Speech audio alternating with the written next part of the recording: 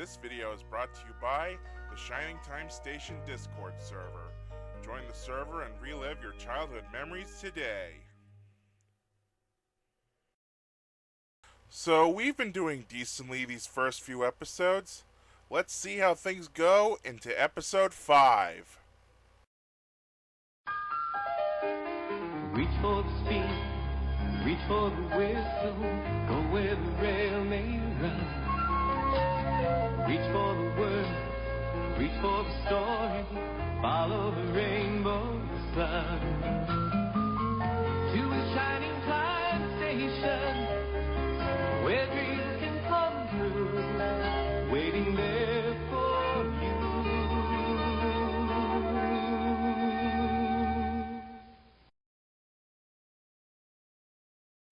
The episode opens to a rather interesting start.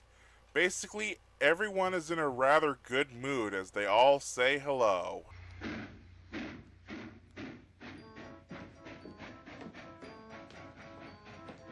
Hello, passenger. Hello, ma'am. Hello, Tanya. Hello, Stacy. Hello, Tanya. Hello, Matt. Hello, Mr. Conductor. Well, hello, Tanya. Howdy, Matt. Hello, Mac. Hi there, Tanya. Hi, Grandpa. Hello, Harry. Hi there, Schemer. Hi there, Schemer. Hi there, Schemer. Hi there, Schemer. Hello, money. Hello, money. Maybe it's just a little curmudgeon inside me, but I find this a little too silly. I mean, I know it's a kids show, but it can only do so much, you know? Though it is funny to hear a British man like Ringo say howdy, and I do appreciate Schemer also being annoyed at this when he enters the station. Then a voice says hello to Matt and Tanya. Hello, Matt. Hello, Tanya. Hello? Hey, I hope that wasn't our train. Both kids are confused, wondering where the owner of the voice was as they walk up to the passenger, played by Alan Semach, as he suddenly brings out... Oh, how you doing, Nat? Are you Nat? No, I'm Tanya. Well, then where's Nat? Let me out of here. I know where Nat is. Let me out of here. Okay, then, Nat. How are you, Nat? No, I'm Matt. Don't believe him. The other one is Nat. Yep, the old style of puppeteering long before the days of Jim Henson and many others. The first dummy, the one with the brown hair, reminds me of one of Edgar Bergen's ventriloquist dummies, Charlie McCarthy. Did you hear that, Charlie? I just can't believe my eyes. Did he go yet? Yes, he just stuck his head in the door and left. Yeah, I don't mean him. I mean him. I just can't believe my eyes. A stick of wood that talks. If you're familiar with the Disney movie Fun and Fancy Free, that one Muppet Show episode, and of course the Muppet movie, which was Bergen's final film appearance shortly before his passing, you've probably seen and or are familiar with Edgar Bergen, Charlie, and his other character Mortimer Snurd. And these two puppets, though not the actual Bergen dummies, look pretty interesting. Also, here's a fun fact. Starting with the second season, Alan Semach would go on to voice Tex in the Jukebox Band. Very nice to see him stick around. Anyways, Alan, or just Al, with his two dummies called Eugene and Laszlo, give off a funny little routine to Stacy, Harry, Schemer, and the kids. I'm Tanya. He's Matt. You stay out of this, cutie. I'm Matt, and she's Tanya. Well, then you stand over there, and you stand over there. Yeah, it's important to know who we're talking to. That's right. Why don't you introduce us to these nice folks? Okay. Okay, my name is Laszlo. My name is Eugene. And what about me? Well, you're funny looking. No. You got to tell them my name. My name is Al. Well, good. Now we know which one is the dummy. Now, wait. We don't like to use that word. What word do we use then? Now. Oh, good. Now we know which one is the now. Oh, that was terrific. I like that. He shouldn't be doing that for free. He could be selling tickets. Oh. Typical Schemer, am I right? Alan's train seems to be running late, so when he goes to run an errand, he tells the kids to watch his stuff and says they can play with his dummies while he's away. work? Maybe. I'm sure we can. First we will take dummy lessons, and then we'll take smarty lessons. Tell me, Tanya, can you say a bag of boots, without moving your lips? I can't. You're not trying. Oots. A ag of oots. Well, it's a beginning. You should have a chat with James. Does he know how to work puppets? No. But he's an authority on trying, oh yes. As a matter of fact, James has been pulling a train that likes to play games. And when he speeds down the tracks all clickety-clack, nobody knows if he'll ever come backety-back again. And does he? Did he? I'll tell you. But more on that later. After the story, he does a funny little bit with the voice in the suitcase. Are you paying attention in there? Do I have a choice? No. And another thing, finish your broccoli. Broccoli? I don't have any broccoli in here. What? I'll go and get you some. I hate broccoli. And after the kids try and do their best at puppeteering, they decide to do a show for Stacy, Harry, and Schemer. They try their best with the dummies, but it doesn't go well. Do you hate broccoli? You were supposed to say that to me. Kids, come on, let's see something good around here. Let's get the show going, huh? Are you Matt or are you Tanya? You're supposed to ask me later about the vegetables. No, you won't say that. I do not. I say that. Oh, what are you two arguing about? She got it wrong. He got it wrong. All right, neither of you two got it wrong. You just had a different idea of what getting it right is. That's all. Why don't you two practice? You'll be better the next time. There's not gonna be a next time. Oh, there's not gonna be a next time. I wouldn't be too sure of that. You know, like my old granny used to say, every time has a next time. Even this time will have a next time too. Sometime. Schemer, however, kind of belittles their show. Kids, come here. Schemer wants to talk to you. Get over here, kids. I gotta tell you what my favorite part of your show was. That you didn't sell any tickets. I mean, I do not want to say that your show was awful, but, hey, why not? I'm an honest guy. Your show was awful. Seriously, though. Do you really want to know what my favorite part of your show was? When it was over. Like, dude, I know they're not professionals, but they are still kids. After all, most people start off young and inexperienced before finding their passion. Give them a break! This gets Matt and Tanya to argue amongst each other, and Schemer, still not helping, tells them to come into the arcade and spend their money, which they reluctantly do. You were the one who got it all messed. I did not. You did. No, you did. I did not. Hey, kids, come on. Hey. You both were awful. Hey, come on, relax about it, though. You got the rest of your lives to live. I'll tell you what, I know what's going to make you feel better. Why don't you come over with me to the arcade and spend some of your money? Hey, great idea, huh? Schemer always comes up with it. Come on, kids, follow me.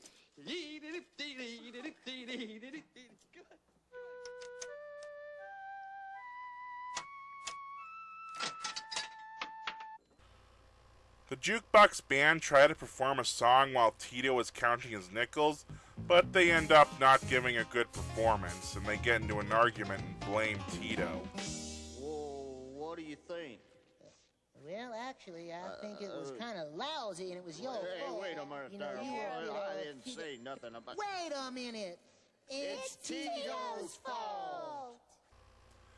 Then Mr. Conductor comes in saying Tanya was the one who ate all the lemons? What? Aha! You're the culprit. You're the one who did it. Did what? Don't deny it. I can see it by the look on your face. You're the one who ate all the lemons. I didn't. You didn't, huh? Well, maybe they're in the anything tunnel. Come on, let's take a look.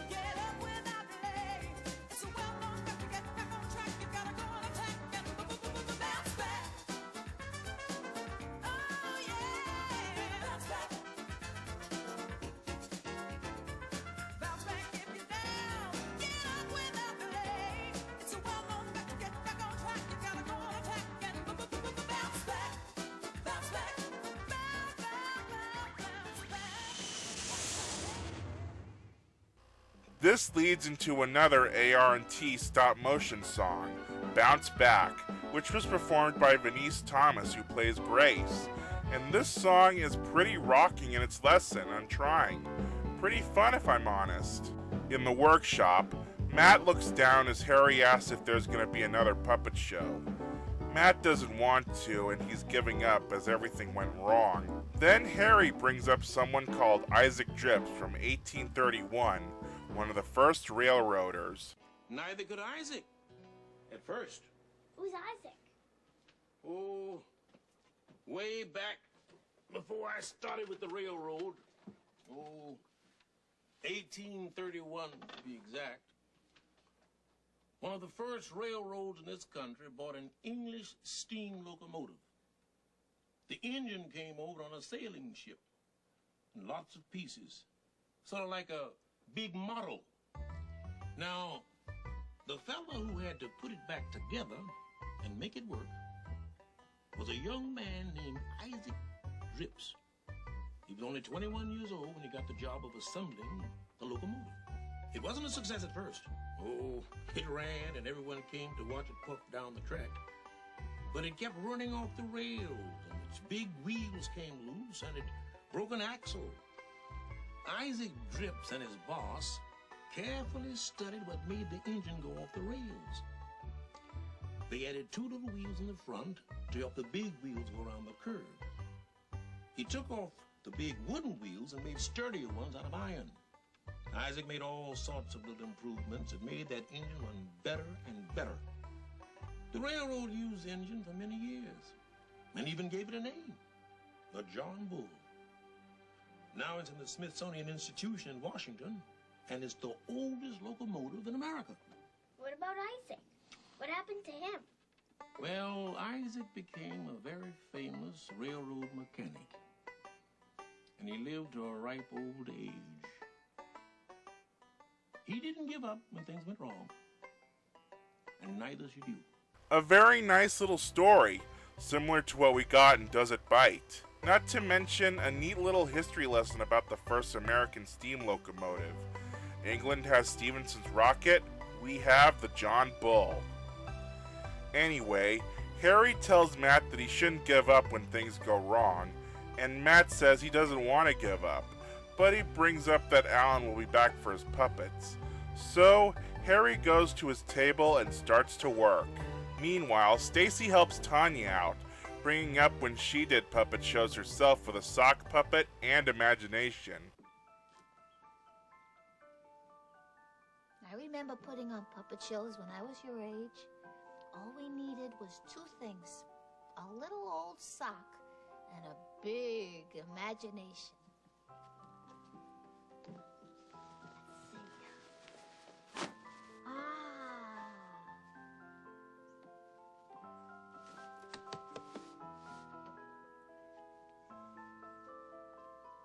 Now look.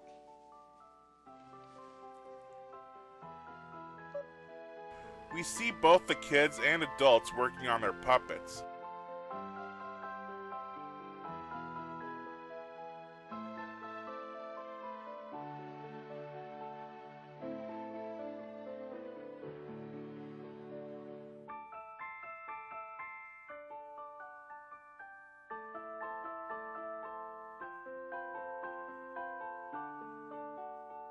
For Matt, a metal-looking thing, which is very unique, not gonna lie.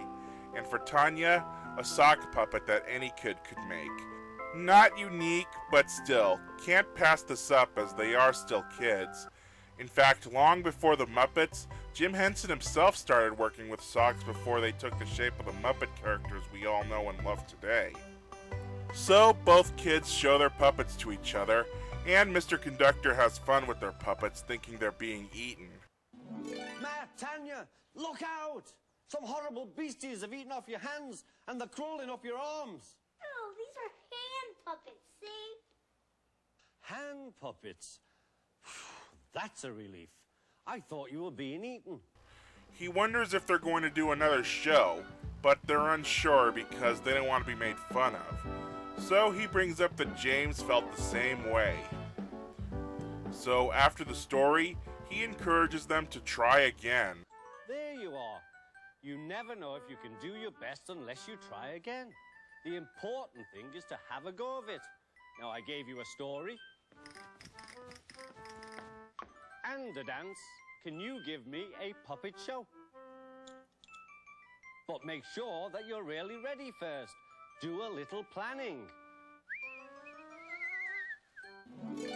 We also get a cute little bit from the jukebox band reacting to Matt and Tanya's puppets. Whoa, whoa, whoa, hey, what are those creatures? They're kind of weird looking, but I like them. Well, hey, what do you say we give them some backup music, huh, Tex? We're pretty far back as it is, Rick.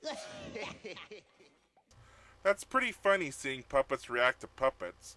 Very rarely does that happen in kids' media. So Matt and Tanya do another show with their new puppets for Mr. Conductor. Hey, puppets, do you have those kids of yours ready yet? I'm waiting. Hello, Mr. Robot. Hello, Word. What do you like to eat? I eat, elevators and toy trucks, but no broccoli. Just in time for Alan to come back and see them along with Stacy, Harry, and Schemer. And this time, it seems their show was a success. Excuse me, has either one of you seen Matt or Tanya? Which one is Tanya? Tanya's a boy. Is Matt the girl? No, Tanya's the girl and Matt's the boy. I don't know any girls named Tanya. I know a girl named Matt. Maybe the boy named Tanya knows a girl named Tanya. The girl named Matt knows all the boys named Tanya. And there aren't any. Say, do you have room in this act for one more? I remember the music to Freight Train. Ah, totally rad. Think it'll help? Couldn't wait. Then we finally get our jukebox band song as Tex performs Freight Train. Another fun little Western song, and a great way to close this out.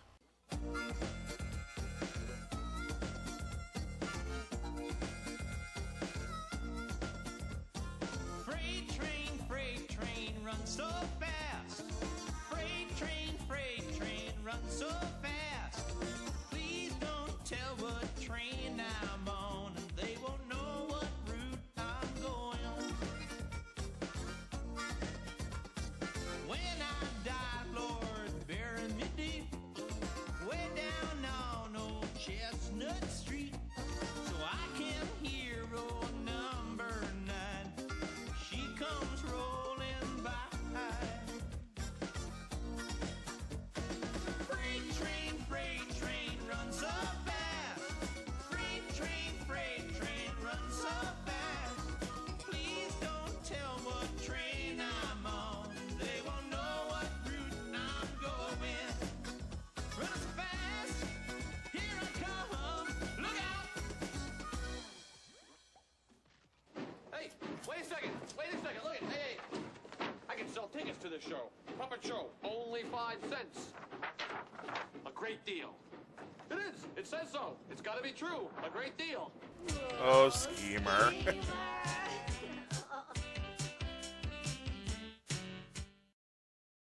Now for the Thomas stories, starting with Troublesome Trucks, aka Foolish Freight Cars.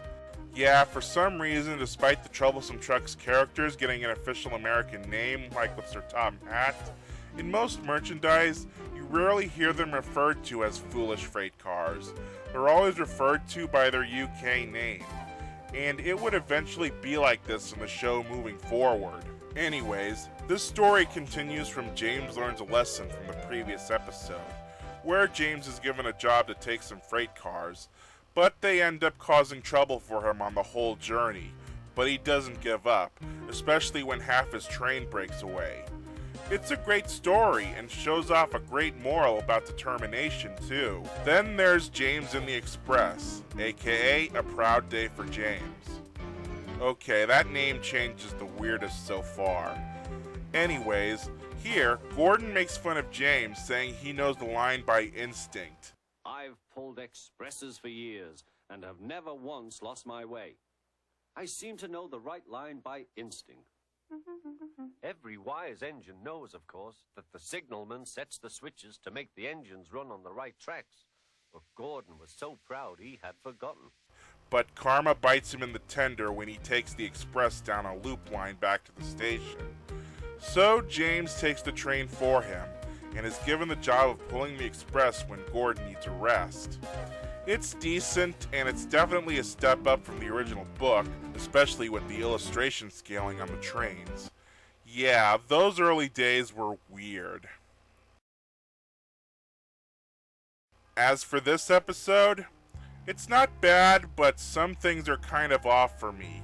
Like the whole hello opening scene before the dummies enter the picture, Schemer making fun of the kids putting on a puppet show, and this being an episode where Tito doesn't appear. I'm guessing Jonathan was busy that week. Everything else is okay. The John Bull story is great, Bounce Back is a lot of fun, and both Thomas stories put up the moral of determination and trying again very well.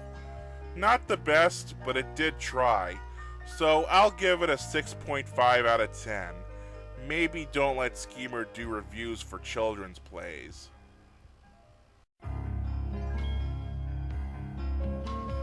Reach for the speed, reach for the whistle, go where the rail may run. Reach for the words, reach for the story, follow the rainbow sun. To a shining time station, where dreams can come true, waiting there for you. So much to see, so far to travel, so much to learn to know. Friends by your side, hopes to hold on to, who knows how far you'll go. To a shining time station,